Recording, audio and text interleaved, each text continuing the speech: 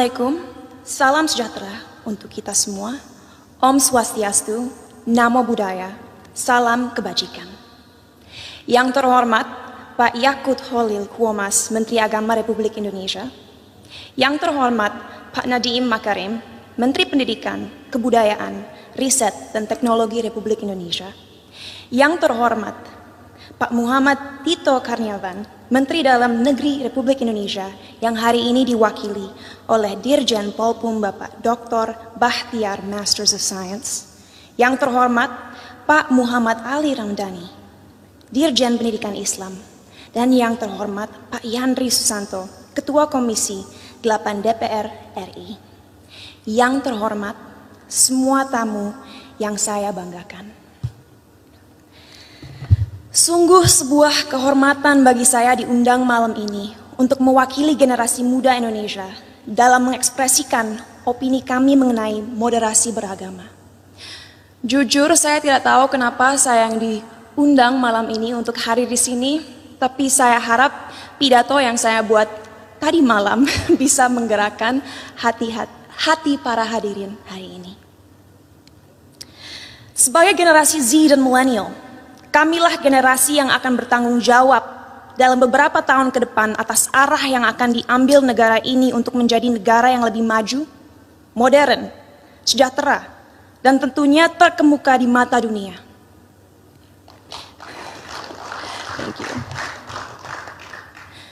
Tapi nilai-nilai apa saja yang harus kita terapkan kepada masyarakat Indonesia agar mimpi-mimpi ini bisa terrealisasi?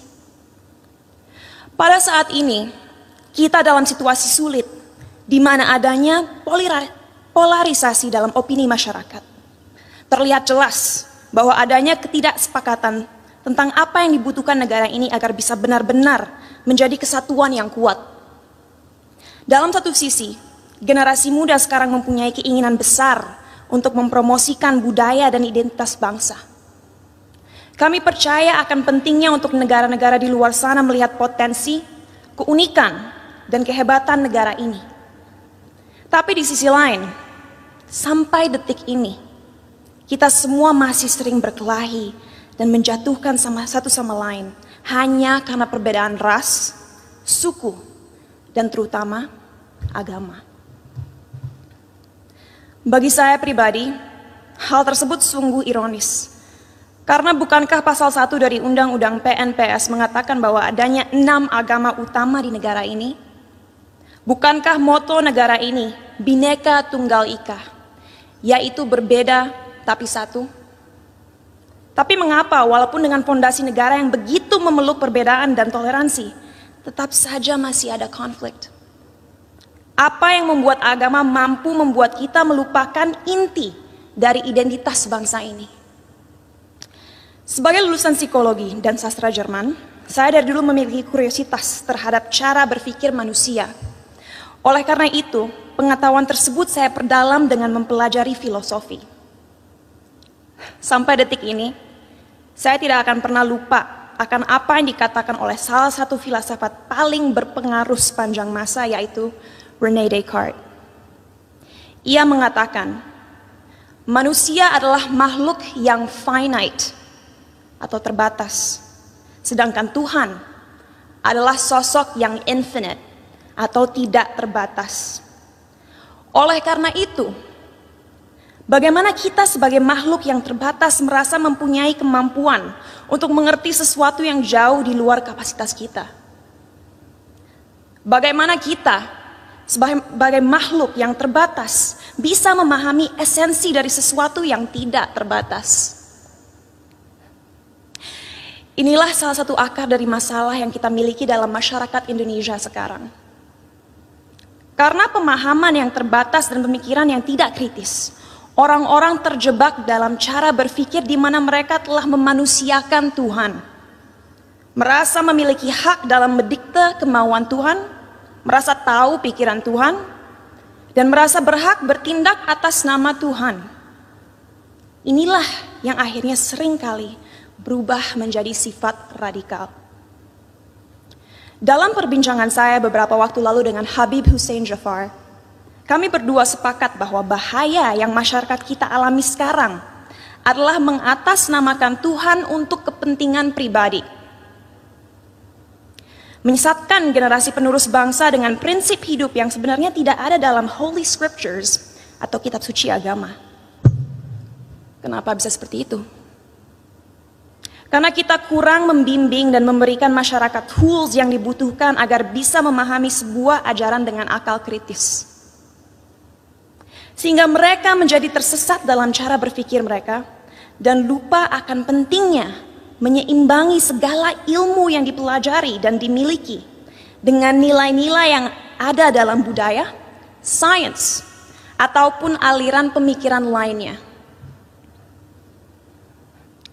Saat saya masih bersekolah dulu, saya ingat sekali diharuskan untuk membaca kitab suci berbagai agama dari segi literatur dan juga filosofi. Sehingga saya diberikan kesempatan untuk bisa memahami keindahan setiap agama dan sadar bahwa pada akhirnya fungsi terbesar agama adalah satu, yaitu untuk membimbing kompas moral manusia, untuk mengingatkan manusia bahwa kita harus memperlakukan satu sama lain dengan hormat, bahwa kita harus bersyukur, dan bahwa kita semua harus sadar bahwa waktu kita di dunia ini hanyalah singkat dan terbatas. Oleh karena itu, ingatlah untuk selalu menjadi seseorang yang rendah hati dan siap membantu satu sama lain. Jadi, apa yang harus dilakukan ke depannya agar bisa melawan segala kebohongan yang ada? Apa yang kita bisa lakukan untuk memberdayakan rakyat bangsa ini? Saya rasa jawabannya cukup jelas. Satu, penting sekali kita segera mengingatkan kembali saudara-saudara kita akan indahnya, kayanya, dan uniknya budaya-budaya yang kita miliki di negara ini. Sejak usia dini penting kita mengenalkan budaya negara ini tidak hanya di sekolah, tapi juga melalui media dan semua platform digital yang ada. Sebuah hal yang krusial untuk disadari bagi generasi muda akan relevannya budaya kita di dunia yang semakin modern. Our culture is cool, not old school.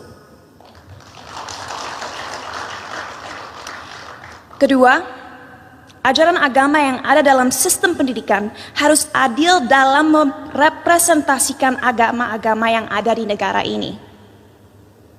Agar orang-orang bisa mengerti sejak usia muda bahwa semua agama itu mengajarkan kebaikan dan tidak seharusnya kita melecehkan dan menyakiti satu sama lain hanya karena sebuah perbedaan.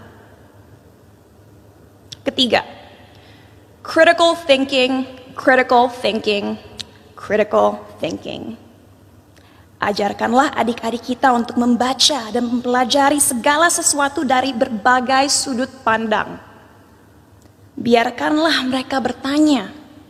Tumbuhkanlah rasa ingin tahu mereka sehingga mereka tidak mudah dipengaruhi dan dijajah pikirannya.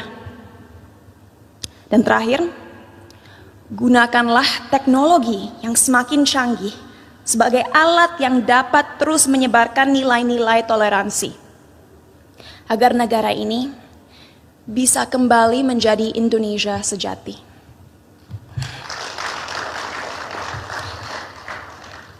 Sebagai penutup, saya ingin membacakan quote berikut.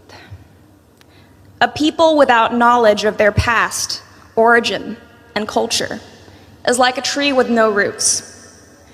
Tanpa fondasi yang kuat, tidak akan ada bangsa yang bisa bertahan. Oleh karena itu, ayo kita bersama-sama menjelmakan lambang Garuda dimanapun kita berada.